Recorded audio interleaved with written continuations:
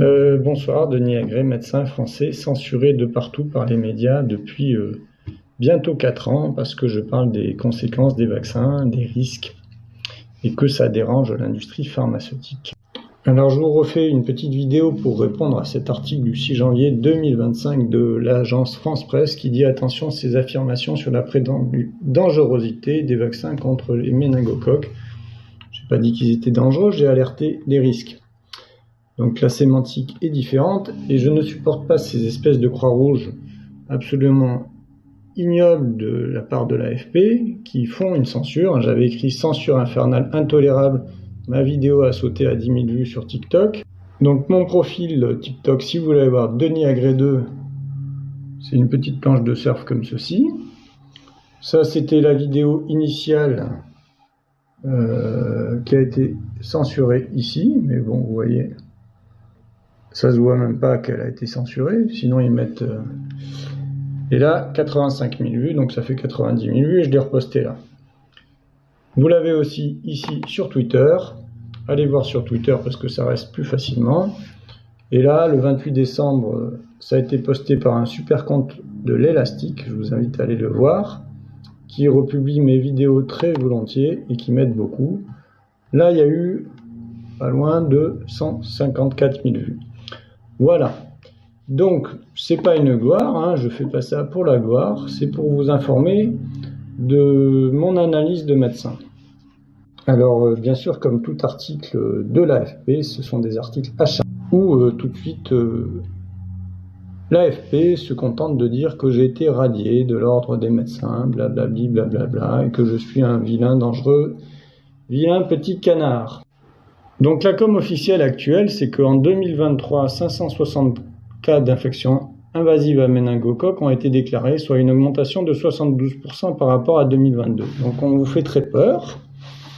On vous dit que parmi eux, 44% étaient liés au méningocoque B, 29% W, 24% Y. Et surtout, on vous dit un truc très grave, la présence d'un purpura fulminans était rapportée dans 18% des cas d'infection invasive à méningocoque. Le purpura fulminans, c'est une maladie très grave de troubles thrombotiques qui peuvent conduire à des amputations et à des décès. Donc c'est 20% des méningites qui ont un purpura fulminans en 2023, ce qui est colossal. On vous dit bien sûr que les nourrissons et les jeunes enfants restaient les plus à risque. Voilà. Par contre, ce qu'on ne vous dit pas, c'est cet article de Pasteur. Vous l'avez là, pasteur.fr, blablabla, un important rebond post-Covid de la méningite à méningocoque. Et vous descendez dans l'article, c'est un article du 14 novembre 2023.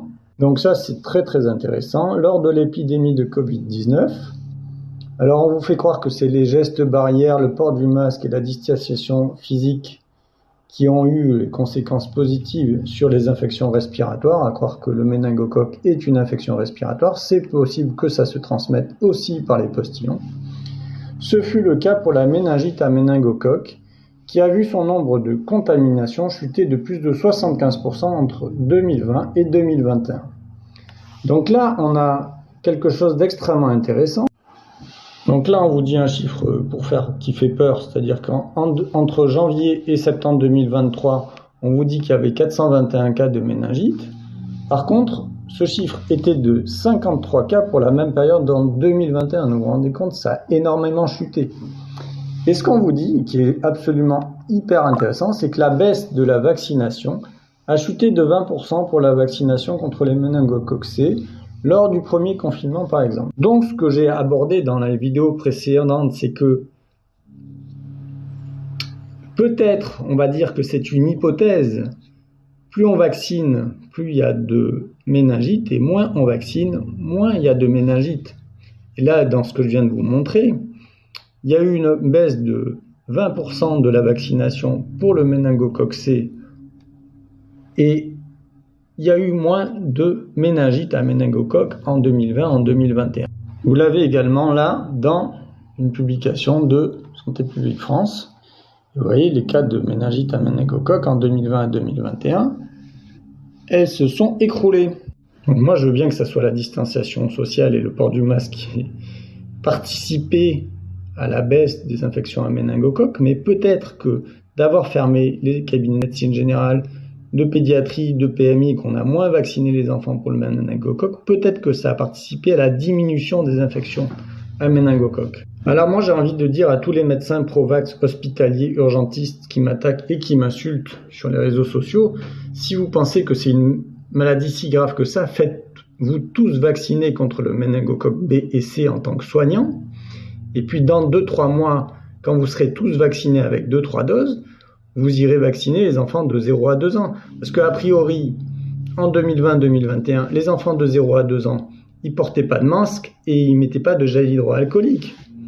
Donc voilà, je vous laisse faire votre avis personnel, prendre vos choix personnels de savoir si vous voulez faire vacciner vos enfants de 0 à 2 ans contre le méningocoque B ou C. Je vous apporte une information, on va dire, contradictoire.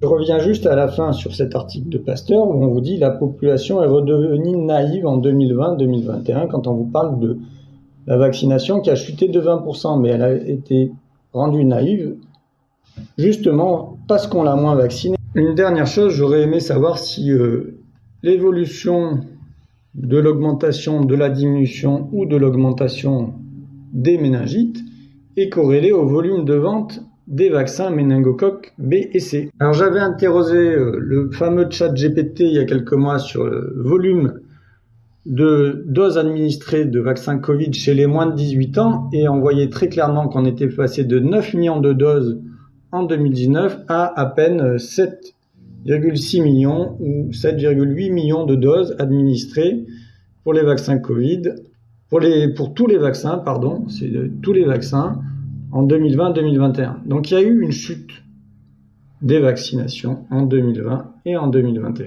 Et bizarrement, quand on questionne ChatGPT maintenant sur le volume de vente des vaccins méningocoque B et C entre 2000 et 2024, on nous dit que ce n'est pas facilement disponible, que pour obtenir les données précises, il serait pertinent de contacter directement les fabricants de vaccins. Voilà, et j'aime bien ce résumé de ces grottes là, le truc de Twitter, le chat GPT de Twitter. 2009, vaccination recommandée contre le méningocoque C.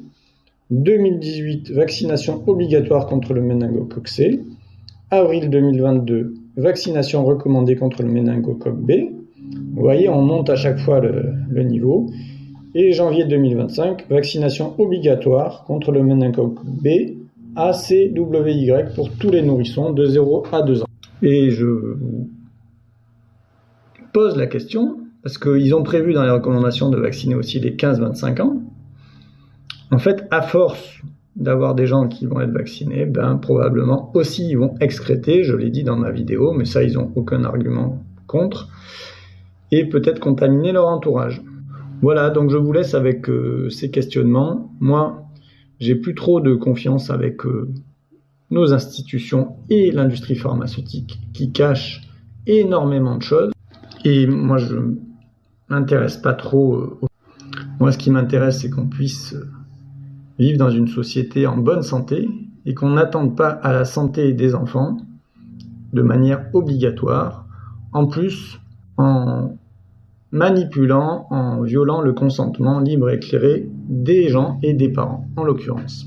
Donc faites-vous votre avis, allez faire vos recherches, et si vous voulez faire vacciner vos enfants, faites-les vacciner, et si vous souhaitez ne pas les faire vacciner, prenez la décision en votre âme et conscience, c'est vous qui êtes responsable de vos enfants, je ne suis pas là pour vous dire ce qu'il faut faire, oui ou non, je suis là pour vous donner une information contradictoire, pour vous donner, à partir de ma compétence et de mon vécu médical, ma compréhension depuis tout ça, ce qui me semble raisonnable, c'est au moins de lever l'obligation des 11 vaccins et que les parents puissent choisir de faire vacciner ou non leurs enfants. Voilà, chers amis, chers confrères, si vous voulez vous faire vacciner, faites-vous vacciner contre le méningocoque B et C et tous les vaccins du calendrier vaccinal. Vous pourrez montrer à la population que vous êtes en parfaite santé avec tous les vaccins du calendrier vaccinal. À bientôt, chers amis.